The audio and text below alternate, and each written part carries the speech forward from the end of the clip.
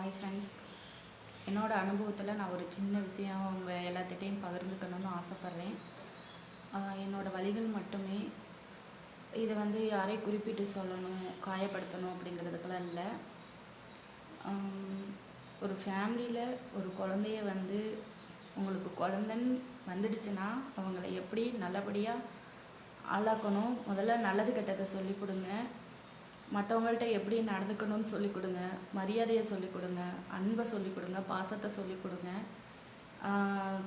அண்ணன் தங்கச்சின்னா என்ன, அக்கா தம்பினா என்ன, அப்படி இருக்கிற விஷயங்களை சொல்லிக் கொடுங்க. நல்லா படிக்க வைங்க. ஒரு ஃப்ரெண்டாக பக்கத்துணையாக இருங்க. அதை விட லைஃப்பில் வேறு ஒன்றுமே இல்லைங்க. நீங்கள் எவ்வளோ காசு பணம் சம்பாதிச்சாலுமே அவங்க வளர்ந்து ஆளாகி அவங்க திறமையை கண்டிப்பாக கொண்டு வருவாங்க. காசு பணம் முக்கியம் இல்லை, கண்டிப்பாக வாழ்க்கையில் இது ரொம்ப முக்கியம்.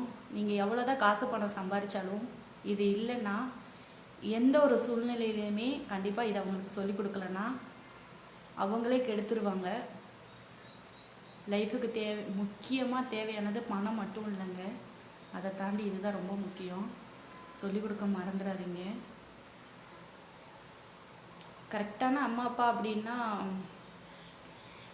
எல்லாத்தையுமே சொல்லிக் கொடுத்து பிள்ளைகளுக்கு நல்லது கெட்டது ஃப்ரெண்ட்லியாக சொல்லிக் கொடுங்க.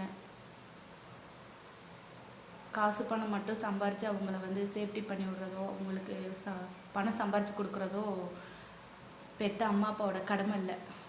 அதையும் தாண்டி இந்த மாதிரி நிறைய விஷயங்கள் இருக்குது. ஸோ